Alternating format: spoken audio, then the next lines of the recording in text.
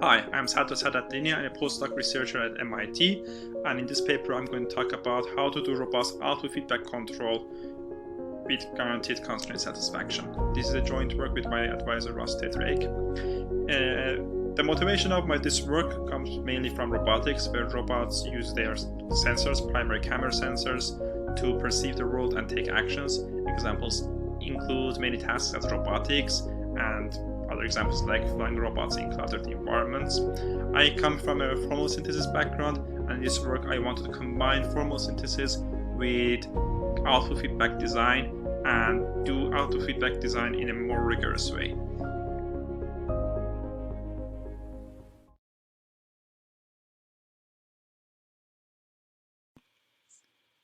First, some background. Consider a classical control diagram where there exists a plant and a controller. X is the system state, U is the control input, and W is the process disturbance. We can use a wide range of techniques to design a control policy pi that maps the system state to control inputs. This state feedback control scheme is possible when we have direct access to controls, but normally this is not the case in practice, and we can only measure outputs of the system, which the outputs Y are a map of the system state and possibly measurement noise denoted by V here. When this is the situation, we add another block to the control diagram known as the state observer, which the state observer denoted by O here is itself can be a dynamical system which tries to estimate a notion of the state of the system, and the controller becomes a map from this estimated state x tilde to control inputs.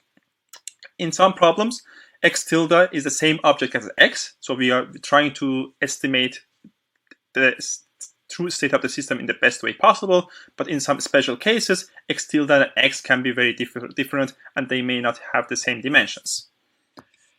A special case, and indeed a very well studied one, is linear quadratic Gaussian, also known as LQG control, where the whole system is linear and the process disturbances and measurement noises come from Gaussian distributions. In this situation, we have the very well-known result of separation principle, where it can be shown that the control of such a system can be broken into two separate parts, estimation and control. For estimation, it can be shown that via linear quadratic estimation, we arrive in the standard Kalman filter, which comes with the best estimate of the true state, here shown by x hat. Once x hat is available, we can just plug it in the linear quadratic regulator designed for the original system without any noise. And this overlaid scheme, this overlay controller, can be shown to be optimal for this LQG problem. This is a pretty remarkable result and makes LQG a very powerful tool that is used very widely.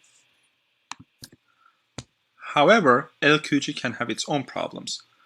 First, it is well known that LQG controllers can be very fragile, meaning that if the parameters are a bit off, the controller actually can become unstable. Second, the estimation part of LQG requires full state estimation, meaning that if the number of states is very high, then the estimation part becomes a map from low-dimensional outputs to very high-dimensional state, and the control part may return it back into low-dimensional inputs. This low to very high and back to low mappings can be far from ideal in many practical problems.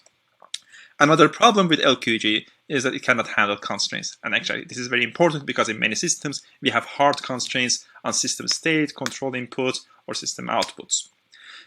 In order to make LQG work for those cases, of course, we have to replace Gaussian noise and Gaussian disturbances with something bounded to be able to reason about bounded responses. However, again, LQG is not optimal to satisfy such bounds, and more sophisticated controls have to be used. Alternatives into LQG techniques include methods such as H2 and H infinity, where basically the cost function is different and that solves the brittleness issue. However, the problem of constraints remained. The principled approach to handle constraints come from modeled predictive control or MPC paradigms, and in this case that would be output feedback MPC. The majority of works on output with feedback MPC are basically regular MPC, with the difference that instead of using the true state, they use the estimated state, and they only have to count for the errors between true state and the estimated state to be added in their MPC problem. A different paradigm is system level synthesis, which is very similar to MPC because it's also optimization based. It's just in a different form that we will talk about in a couple of slides. The problem with both output like MPC and system level synthesis is that they pretty much depend on the state space representation of the system. And this can be problematic in systems where we don't have a clear understanding of the system state, or the number of states can be very large. An example can be the mechanics of non-rigid objects, such as soft robots, where accurate models have very high dimensions, but we are usually interested in low dimensions outputs, like the end effector positions. A classical problem regarding high-dimensional states is reduced order LQG, where the problem setup is basically the same as LQG, with the difference as the user chooses the number of internal states in the estimation part of the controller. And actually it has been shown that in this case, the separation principle breaks down. It is no longer valid. And in order to solve for the optimal controls, one has to solve a set of highly nonlinear rank constraint equations, also known as optimal projection equations, which in practice, they have convergence, global optimality, and numerical issues. And it's actually very hard to get good controllers from this approach. But the idea of control for reduced number of states still persists. In MPC for reduced models, first a model reduction is performed on the true system, and then MPC is performed on the reduced order model. However, in this context, the big challenge is propagating the errors existing between the mismatches between the true model and the reduced order model. The earlier works on this approach basically ignored this problem and softened the constraints to escape from invisibility. In the recent progress, they have been considering worst-case propagation of these bounds, which is typically limited to open-loop stable systems, so the propagation of these errors don't blow up. It is a very conservative approach, and we want to do better than this. A different approach, and in my view, an elegant one, is to parameterize the controllers in a way that the synthesis problem boils down to a single convex optimization problem. This approach has been pursued in system level synthesis, or SLS. And the parameterization is a clever one because it makes the whole optimization problem convex. The downside of this approach is that everything is pretty much based on state space models. And in the case of guaranteeing the system response for all possible measurement noises and process disturbances, a worst-case synthesis is required, which boils down to a robust optimization problem, which is not scalable. What we did in the paper was mainly based on two ideas. In the first, we kind of removed the notion of a state by designing an output predictor system. In the second, we proposed a novel controller for such a system. We also took a lot of advantage of set-based analysis, mainly sets represented by isotopes, as I will explain shortly. First, let's formulate the problem. We are given linear time-varying systems with the usual notation for state space, measurements, and in addition to those, we also have performance variables, which are just a linear map of states, and our constraints and cost objectives are going to be defined over these performance variables and also controlled inputs.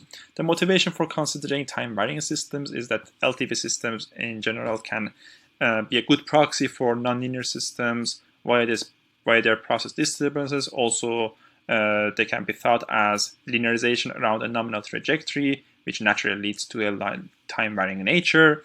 Also, they can, to some limited case, handle hybrid systems if the mode trajectory or the mode sequence of that hybrid system is given or fixed. First, let's introduce some more notation. The tuples of performance variables and control inputs over time is basically the trajectory of the system. And given a control policy, the set of all possible trajectories generated by a system is not unique. It's a set because we can have different initial states, process disturbances sets, and measurement noise sets. And also, the horizon for now denoted by capital T is fixed. We denote the set of all possible trajectories by sigma of pi, and our problem is to design a control policy such that some cost function is minimized for the worst case trajectory, which becomes a min-max problem, subject to constraints over performance variables and control inputs, and these constraints have to be held for all possible trajectories. So this is a basically robust optimization problem in nature.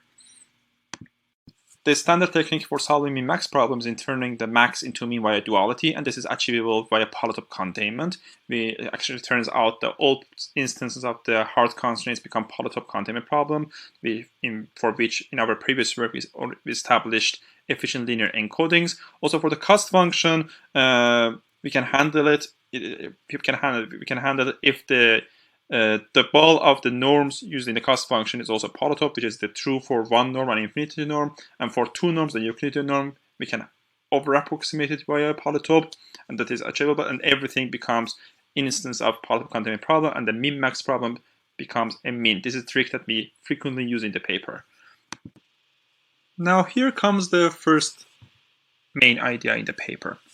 We build the output predictor system, which predicts the value of y at t+1, the next time step, based on the outputs, all the outputs in previous time steps, which is denoted by capital Y. Capital of everything is basically the history of that thing. So capital Y stands for the history of outputs, and capital U stands for the history of control inputs.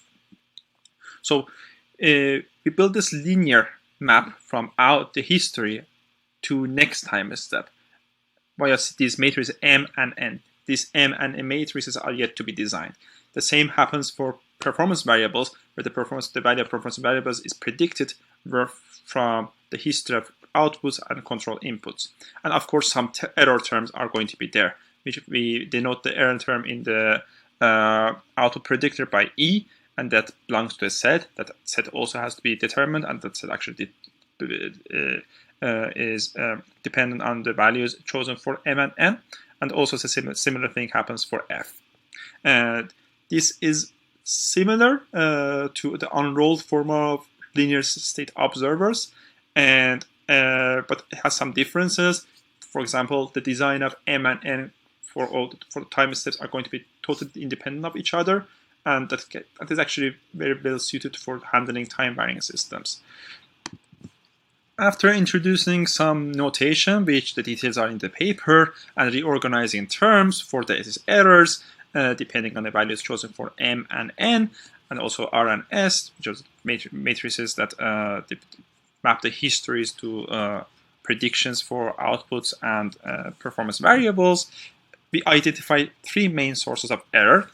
One is the error coming from initial state, that is summed up with, in a Minkowski sense, because these are all sets, with the source of with the error coming from measurement noises and also process disturbances.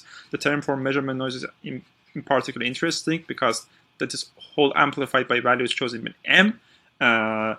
If you choose M to be 0, of course there is no error coming from measurement noises, but of course the other source of errors is going to be very huge. It's actually interesting to pay attention to the error coming from initial state, because there's a connection between this error and system observability. It can actually be shown that that term vanishes if the system is observable after some time t, which is higher than the observability index. For example, in this picture, the system's observability index is 8, and as you see, the error term is something, but after time 9, after time 8 or 9, it becomes 0 and remains 0 for all the times after that.